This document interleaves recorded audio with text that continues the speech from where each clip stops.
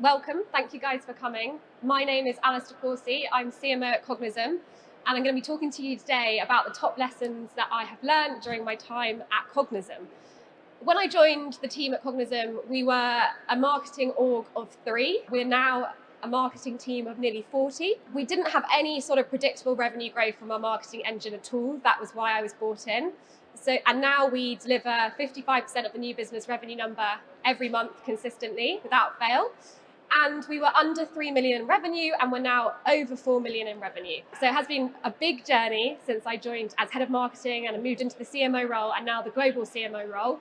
And I hope I can give you guys some insights into that journey and key learnings and takeaways that I've had in case, they're helpful for you when you're scaling your marketing and your marketing org.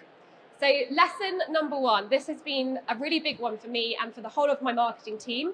It's actually a mindset shift, and it's this whole idea that we can't move buyers in market, they move themselves in market.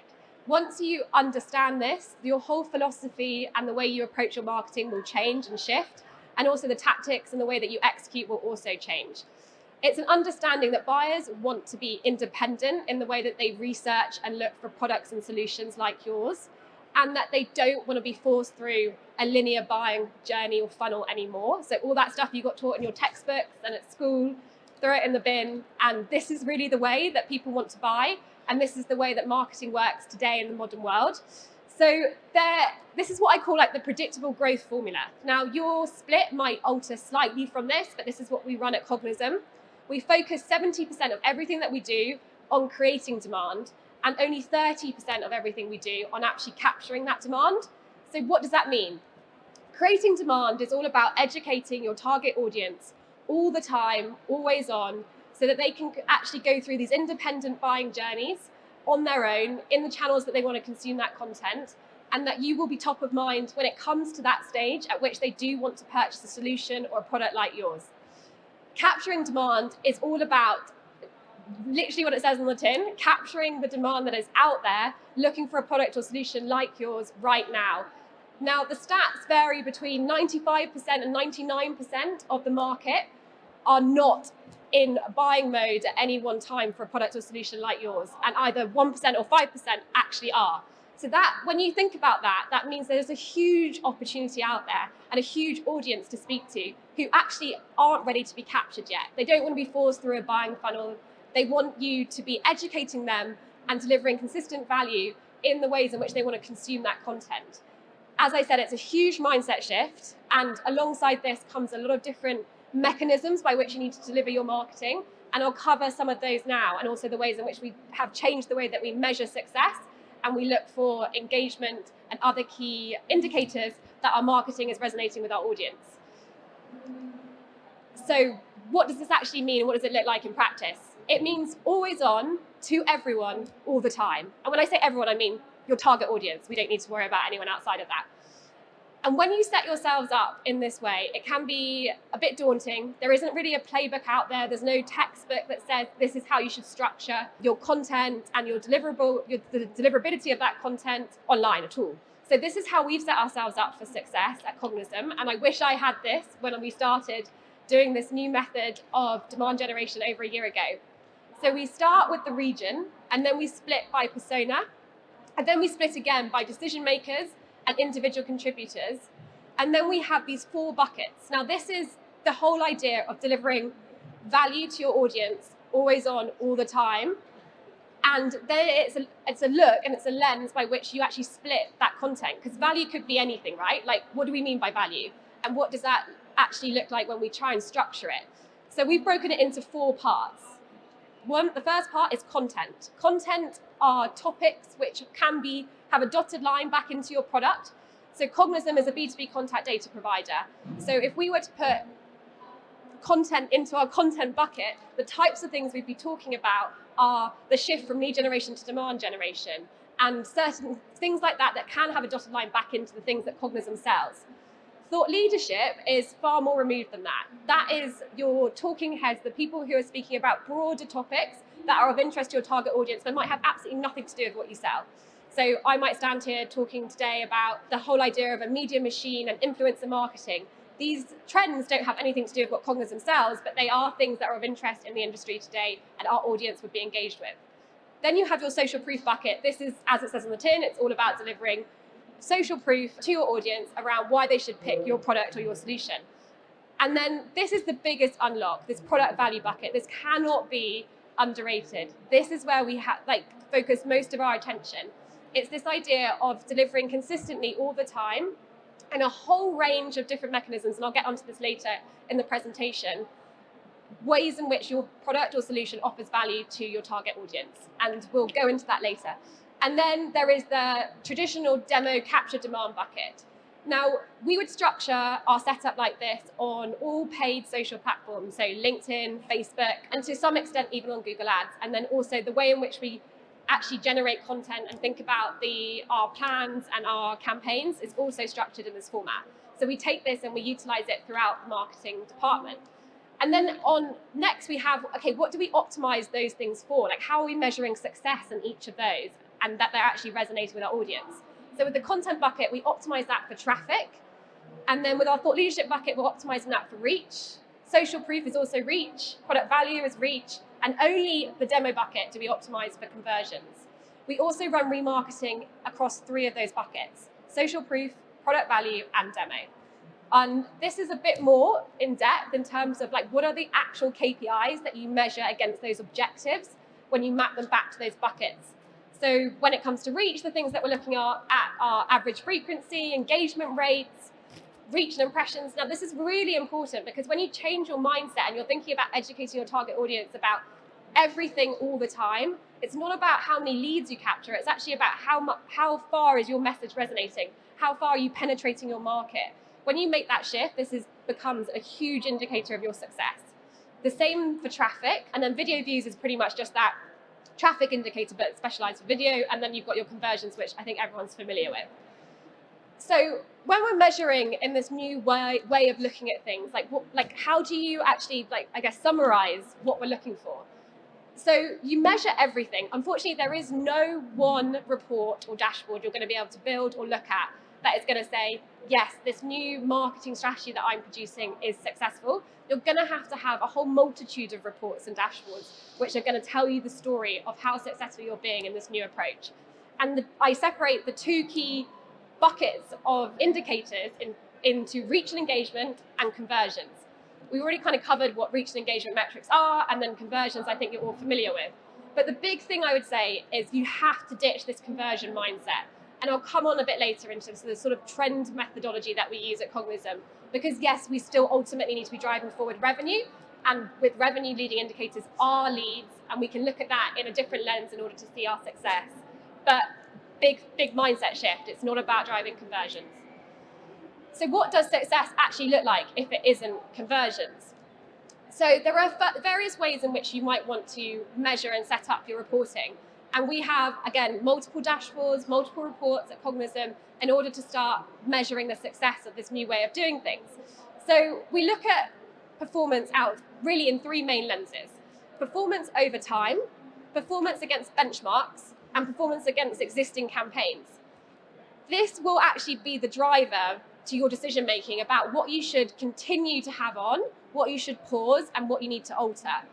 Those benchmarks, they need to be your benchmarks. So it will take you time to build those as an organization, as a company, and you can't really utilize benchmarks from any other organization. But the key is that you will be able to start tracking your success. If you have one campaign running, for example, and you start measuring it against your always on other campaign, you will start to see if that trend is going above the success of that campaign that's always been running, if it's getting gradually more successful week on week, or if those trends start to dip over time. Perhaps frequencies have been met, or your message isn't resonating, and these are the kind of things that you can be looking at to start making those decisions.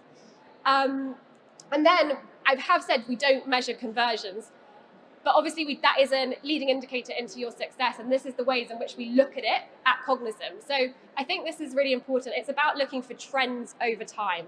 You can actually really simplify the success of your marketing engine by looking at trends. So down here on the right-hand side, this is a true representation of what's happened to Cognism's direct across this year since we have started running the strategy. And we can see the massive uptake, month on month, they increase. And this for us has been a huge indicator that the strategies that we're executing day in, day out are working and are resonating. And then the other key critical thing to look at is benchmarking against your 6-month average. So when you start to make changes, you want to see if those changes are having a positive impact against your historicals. And again, at Cognism, since we've been measuring in this way, we've just seen the trend going upwards. We're a quarterly business, so it happens in quarters, and you'll see the staircasing impact, and that's how you should start to measure the success of those and be thinking about them in a different lens. Now, when it comes to specific in-platform metrics, these are the kind of top-level paid platform metrics that we tend to look at. I won't read them all out, take a picture and have a look at them another time. But other things that we're looking at are things like website traffic growth of users. Like, is that growing? Again, we're talking about educating everyone all the time, always on.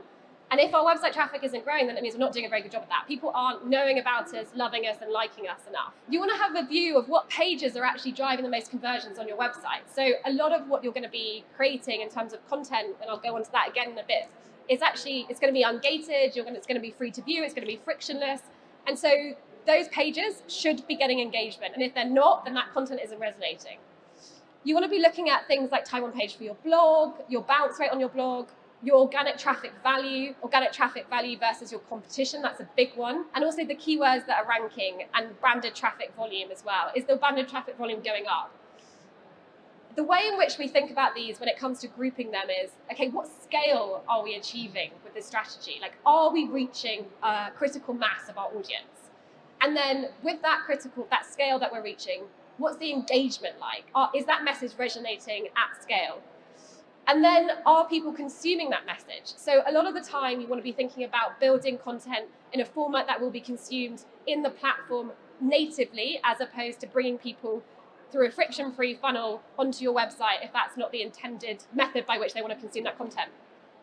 And then the distribution costs, because there will be times where you want to think about, I don't know, like we're going into recession right now, we'll be looking and auditing the distribution costs of that scale. Can we get access to that audience cheaper on one platform over another? That's something to think about and to look at as well. Website engagement, I've covered a lot, and then conversions, which I'm sure you're all familiar with. And then finally, obviously what we are really optimizing everything for is Salesforce, what's in Salesforce, which is ultimately revenue and sales qualified opportunities and the pipeline that marketing is generating. So my second lesson, which feeds a lot into the first, is that the world has changed in terms of what our buyers are expecting from businesses today and the types of content that they want to consume. And with that, us as B2B organizations, we need to adapt and change. Content is no longer like a long-form SEO article or a blog post. So how do we actually set ourselves up to be successful in this new world and this new way of doing things? Now, again, there is no playbook, there is no kind of, predetermined organizational structure for this. This is something that I have implemented at Cognism and is a way that I feel sets us up for most success in order to deliver the greatest value across all of those buckets that I spoke about earlier. So I've split content into 3 key sections. We still run SEO. SEO for me is a captured demand strategy. That is where we focus on the highest intent keywords that are actually going to drive revenue. But again, because it's a captured demand channel, it's highly specialist and focused. I want to keep that completely separate from the other content that we're producing, which is focusing on that creating demand. So that team sits separately and they're optimized for that captured demand attention, and they're measured on conversions and the conversions from their high intent pages. And also mostly that is blog content, and that is that long form content that's more traditional and understood within the marketing world today. Now this second area is something that I am a very passionate believer in. When we set ourselves up to do marketing in a different way at Cognism, we thought about how we could build a media machine, like how we could be the place that all sales and marketing professionals want to come to get the latest and greatest content about ways in which you can do better in your role or scale your organization. And a key part of that for me was we had to say a very happy death to a pre-planned content calendar, because that was holding us back. Planning a content calendar at the start of a month, even from 1 month to the end of that month or from 1 month to the end of a quarter, meant that you cannot be adjusting to changes and to things that are of relevance today. And ultimately that means you're not acting like a media machine, you're not responding to trends, and you're not setting yourselves up to capture the most of that engaged audience. And that's ultimately what we wanted to drive. So we built this role at Cognism where we call our writers journalists. And their role is to go and find the stories. So they will be focused on a certain persona, and they spend their time in the same channels and audiences that those personas are spending their time. And they are looking for stories and people to interview and the latest trends and topics. And then they're going out and they're finding creative ways to create content around those things, whether that be a blog post, a video, whatever it might be. And that is a huge cog in our media machine. And that's what drives our organic website traffic growth, our blog views. It's what drives people to the Cognism website, ultimately, to our LinkedIn pages. Yeah, and that has been a big success for us in this whole new approach to content. And then the third and final piece is that there is actually now a requirement for what I would call a demand gen content producer. So content is no longer a blog or a long form piece of content. So what is it? It's multiple formats. You need to be building content for the channels in which it's going to be consumed. So that means you need people who are as comfortable creating snippets from a webinar or creating a video off a blog post as they are writing one. And that's actually really, really difficult to find. There isn't really this new role out there in the world today. It's not. We've actually been hiring for one recently, and I'll come on to the lessons I've had through that process. But this is someone who understands what it means to distribute content at scale, who understands how to optimize content for the channel in which it's intended to be consumed, who is really close to the persona and understands all of those buckets that I went through earlier, and is very comfortable creating content for each of those. And I think, like in the traditional content role, that is not something that many people would have been focused on. So that is the third type of content role that we have at Cognism now. And then this is the big unlock. And I spoke about that product value bucket earlier at the top. And I think the biggest thing for us and the success that we've had has been driven through over-indexing on the bottom of funnel content. Now, that doesn't have to be boring content. That does not mean a static image with just a classic statement about saving time or money and that your product, and book a demo now. This means get creative, like spend time really intensely understanding the value that your product can bring to your audience and thinking about different ways in which you can bring that to life through the content that you produce. So just some ideas that we've done at Cognism and have worked really well for us. Interactive product walkthroughs. Don't be afraid to show your product. A lot of people will gate that or have that only be available once you've raised your hand and requested a demo. I guess I would question why. Like, our whole mindset has shifted. We want everyone to have that independent buying journey, to have access to everything on demand whenever they want it in order to make evaluations and decisions and then come to us when they're ready to buy. That's going to increase our conversion rates. That's going to increase the revenue for the business. It's going to be a much better buying experience. It's going to create a much better brand. So ultimately, these are the types of things that I would be like, don't be scared to start showing. Another great hack has been that if you're finding it hard to scale case studies and to get customers to agree to be on video talking through their use case of your tool, get your customer success team to actually talk through a case study on a video. You don't have to necessarily mention the org by name. You can just mention the results. That has been a big unlock and hack for us, so we can create those at scale now without being blocked by customer sign-off. Other things to look at are interactive ways of measuring the ROI of your product. So this diamond data calculator was actually just an Excel spreadsheet. We're a big believer at Cognism that you create the demand first and then you scale it.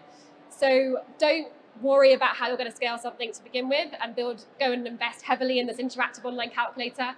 Build it on a spreadsheet. See if people actually care. Do they engage with it? Do they need it? Do they think it's useful? Iterate and then build something more scalable once you have that proof point.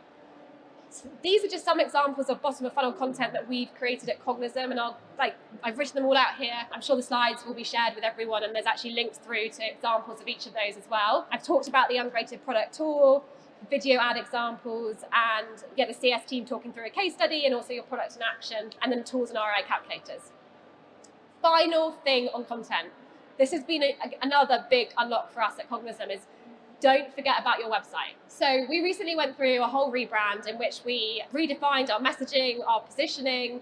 We redid all of the content on every page of the website, and we thought it was amazing. We were like, yes, this is great. It's going to resonate with our audience. We're really, really happy with this.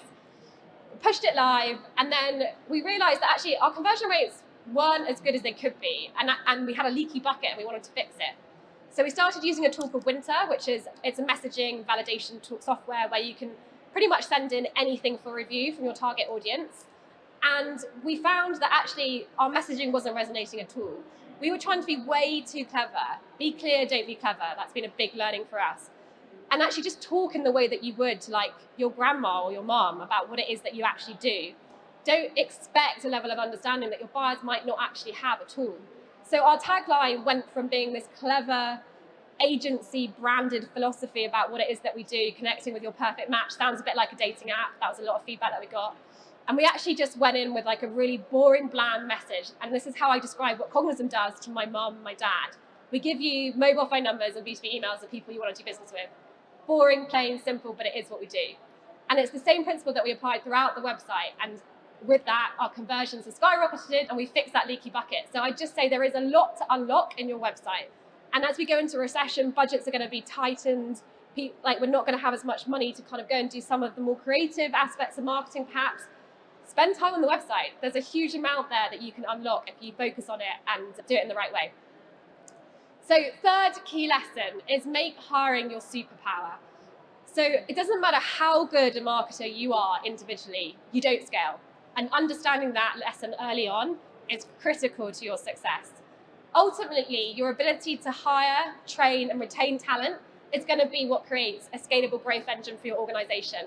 And that has been like the biggest learning for me as a CMO is to spend more time hiring, to always be hiring. You may not have any open roles, but I'll go into it later, but it's critical that you're spending your time looking for talent and interacting with talent. So some of the key things that I would say is for every role, know what great looks like. So always be looking out for the best in that role. Yes, you might not be able to hire them. You won't have the budget for it. And you might have to hire someone more junior and train them into it. But not knowing what great looks like means you're not going to hire great. Don't compromise. That's the biggest thing. I've had that mistake over my time at Cognism where we've been in a rush to hire a critical role and we think a bum in seat is better than actually the right bum in seat. So and qualify out in your job specs. Don't be afraid to be really, really, really clear about what it is that you're looking for. So in our job specs, we talk about this new way of doing marketing. We talk about the fact that dark social will be as familiar to you as the terminology create demand and capture demand. And these things probably to a lot of marketers don't mean anything. And so they won't apply and we have far less applications. But then when we do have applications, we have cover letters like this one. And that for me is straight away like a great signal of someone I want to talk to. It's a bit like generation demand for your organization. Think about pre-qualifying. And then the other thing that we've done is we've built in public. So we've been talking really openly about our journey at Cognism from this traditional lead generation to demand generation, this whole new way that we're doing B2B marketing. And we've done that in public.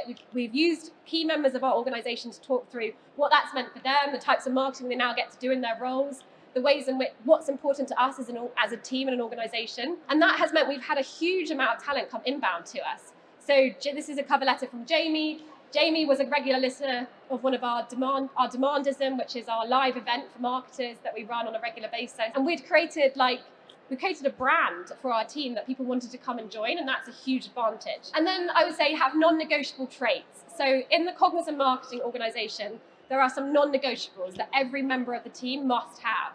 And the guys will know that I talk about these day in, day out, week in, week out.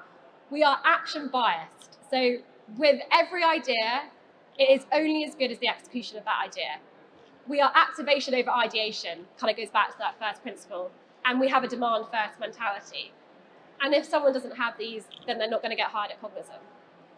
Again, I spoke about how you can actually qualify out in the role. So this is an example of a job description, but we really, really qualify out in the role description.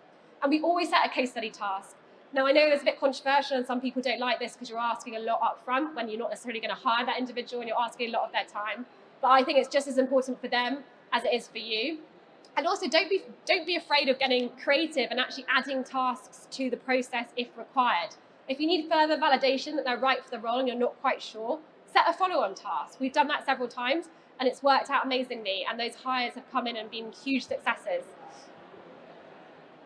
Lesson number 4, be comfortable wearing multiple hats. So I think this is really important and something I really underestimated when I took on the role at Cognism. And as we've scaled, it's become even more critical. So I have many key stakeholders in the business, but 3 of the biggest ones are the CFO, the CEO, and the VP of sales. And they all talk different languages. They all care about different things. And ultimately, my ability to speak the same language as them in meetings or in present, and just in the day-to-day interactions is what's going to make me successful and getting buy-in for the things that I want to do, but also to get marketing to have a really meaningful seat at that revenue table. So from my experience, what the CFO cares about, he wants me to be really good at financial planning, which I never thought as a creative marketing CMO was something I was going to have to care about. But I've had to get really comfortable and familiar with Excel. I've had to get very good at budgeting as well. Luckily, I've always been someone who loves a budget, which again, my team will attest to. Your CFO wants to know that you're going to be responsible, that there is nothing that is not tracked under your remit, and every spend you have awareness of. And that is really, really critical. That builds trust, and that ultimately gives you the freedom to then get creative later down the line. They want to know that you're focused on efficiency. You're not one of those CMOs who's going to go and buy a massive stand at the B2B Marketing Expo and not care what the ROI of that event is. And they want to know that you're focused on controlled growth. So these are the kinds of things that if you want to please your CFO, they're the types of language you need to be talking. Your CEO, well, if it's anything like ours anyway, they are focused on the revenue plan. Okay, Alice, how are we tracking to the revenue plan? Are we on target this month? Ultimately, that's like the number one question he'll ask me in any call, any meeting, whatever it's about. And then he cares about my team. He wants to know that I'm building a happy and scaling team who are learning, training, and want to stay at Cognism. He always asks me, how's the team? Have you got any feedback? And he wants me to be innovative. He's a CEO, he's an entrepreneur. He wants to know that I'm like pushing the boundaries of what it is like good B2B marketing looks like. And I need to be able to show him that and explain that in a way that's very simple. And then he also wants to know that our brand is scaling. He wants to know that all this budget and investment and all the numbers that he sees on the spreadsheets are going towards something that's building something meaningful for Cognism. And then there's the VP of sales. So for all marketers who have a sales counterpart, which we all do, this relationship is probably one of your most important relationships. And much like a marriage, you're going to have happy times and less happy times. But the ways in which you have your interactions with your VP of sales is ultimately going to determine the success of you as a revenue organization. So the things that I know my VP of sales cares about and wants to talk to me about are like sales capacity and quota. Are you going to help my sales reps make me look good in the next board meeting? And that is the kind of thing that I will be framing everything around. Any new idea, any experiment I want to run is, I've got you, it's okay. And that, again, that comes back to the revenue plan. Are we hitting target? If not, what are we going to do about it? How can we work together to make that happen? And the final lesson number 5. So this has been a huge one for me and actually ultimately has driven most of the success of Cognism's marketing engine. It hasn't come from me. It's actually come from my ability to cheat really, really well. I didn't used to do that in exams or anything like this. So I don't really know where this came from. But anyway, speed up learning and innovation by working with experts. And what do I mean by this? Find people who are doing what you want to be doing better than you can, or have a knowledge that you don't have, and fill that gap by working with them on a consultancy basis, a project basis, just a mentor basis, whatever it needs to be, in order for you to speed up the learning. So I'll talk through like 3 ways in which we did this at Cognism in a really practical case study. So problem number 1 I had was I was brought into this whole new way of doing marketing. I knew I wanted to say goodbye to lead generation, move towards this demand generation methodology, this create demand and capture demand. But there was only so far I could get with that just by listening to podcasts from people like Refine Labs and spending time locked in a room with a whiteboard working out what that looked like for Cognism. And I knew that our targets weren't going to slow down so that I could speed up my learning to get there faster. And I knew that we needed to be scaling. We needed to scale like tomorrow. So how could we do that? How could we unlock this? And that was I actually made a decision not to hire the headcount that I had in my plan, but instead to work who actually founded this whole methodology and to get them onboarded into the team, because I knew that by working with them, that would be the cheat code to our success. That would get us to scale much faster than building it all in-house. And so that's what I did. We worked with them for 6 months. And we were really clear and transparent about what success looked like in that partnership. I wanted us to have the processes, to have the systems in place that enabled us to stop working with them eventually and go and hire internally in-house and then continue to scale ourselves. And that's exactly what we did. So we worked with them for 6 months and we learned all that we could. We took all of the processes and the systems and we put them in place and applied them for Cognism. And then we stopped working with them once those learning, we really had kind of outscaled them. And then we hired those roles internally, and now we've created our own engine that is, far more specific to our organization and the way in which we need to be doing things. And so then I was like, okay, well, what next after now Refine Labs have gone and we don't need them anymore? We're still going to, I'm a first-time CMO, as it says on the tin. I've not done this level of scale before. I haven't actually been through this process. And I really still want that thought partner to be kind of with my organization, with my team, helping us cheat learning. And so I found someone, Gaetano Donardi. If you don't follow him already, definitely give him a follow on LinkedIn. He's an expert. He's been there. He's done it before in many organizations. And he is now out on his own. He's a consultant.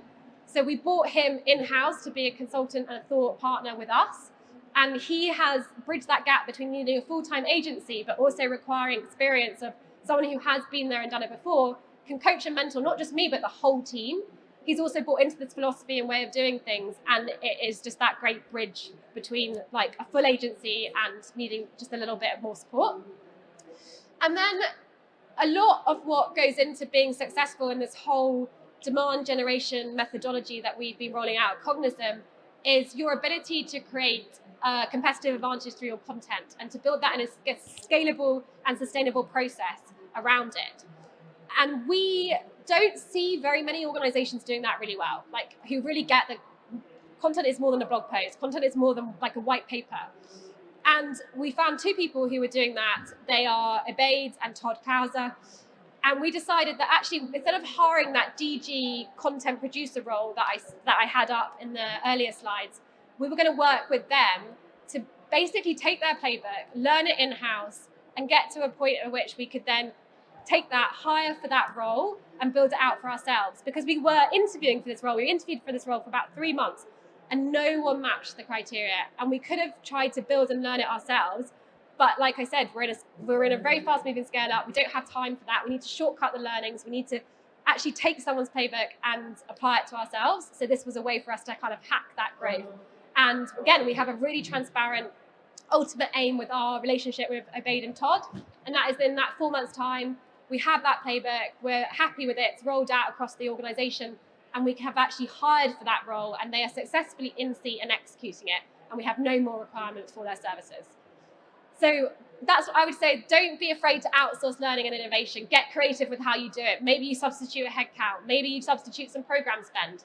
Think about ways in which you can get that learning in-house to speed up the length it takes for you otherwise to do that yourselves. And places to look at are organizations and people who have access to, maybe they're working with multiple organizations at any one time. So that learning is happening for them much faster than it ever could. I think that's one place that the value is very, very obvious. And that was for us with the Refine Labs as well. They have 20 clients on their roster. Just being inside all of those CRMs, being inside all of those paid platforms, being inside all of those programs and content machines meant that the learning they had that we could then apply to ourselves was massive, and we would never have been able to access that if we hadn't worked with them. So some final thoughts.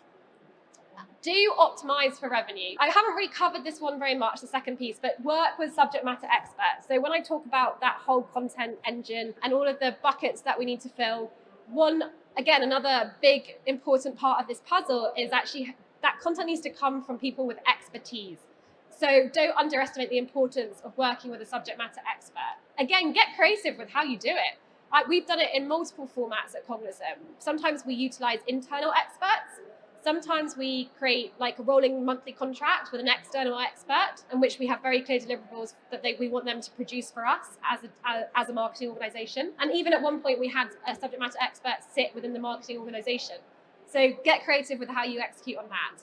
Build a media machine. Be the place and the resource and the hub by which every person in your target audience comes to for the latest and greatest about the things that they care about. Ungate your content and create it for engagement and consumption and not for leads.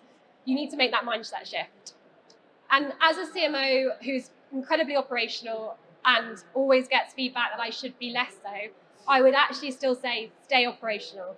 I think an operational CMO who can dive into, UTMs and forms and Salesforce reports is actually incredibly valuable. You need to show your team that you've been there, you've done it, you're in the trenches with them, you're building this together, especially if you are going to adopt this new way of doing marketing. No one's done it before, so you all have to be hands on deck. Over-index on the bottom of funnel content. I've spoken about that at length. And make content your competitive advantage. We always think about how can we build a brand and like brand spend. Do it through content. Especially we're going into a recession, budgets are going to be tighter. Content doesn't have to cost a lot of money. It can cost a lot of time. Think about how you can get creative around that and make that your competitive advantage. Be innovative and pull the levers that matter. Think about all of the time that you take up as a marketing team on tasks today and critically evaluate them. Like, are they ultimately adding value? Could you be focusing your efforts elsewhere, like the website, like on better content? Create the demand before you scale it. This is a big thing that we talk about all the time at Cognism. A lot of my team will sometimes get blocked because they'll be thinking, if we do that, then how would we scale it? I don't know how we would make that appeal to the masses. And I always say, create a problem for yourself. No CEO is ever going to fire you because you created too much demand for something. So I'd say create a demand before you scale it, outsource learning and innovation, and build your own demand gen reporting framework. As I said at the top of this, there is no playbook out there. There is no one report, one dashboard. You need to build what makes sense for your organization, your business. There are some guidelines and things that make sense, and I've spoken about them today, so hopefully they'll be helpful for you as well. And then the things that you definitely shouldn't do is optimize for leads. Wait for something to be perfect before launching it. Get it out in the world. Like 80% of the way there is just as good as 100% of the way there. Don't be strategic only as a CMO, and don't rely on copying others. You need to be able to take what looks good and apply it to your organization. And don't operate in a silo. Remember all those languages that you need to speak, all of the key stakeholders, and don't get stuck doing things that have always been done before. That's what I talk about with that work, just being critical about the task that you actually execute on. Definitely don't panic hire, never works, and don't just write blogs. Thank you. I've been Alice, CMO at Cognism. I hope that's been helpful.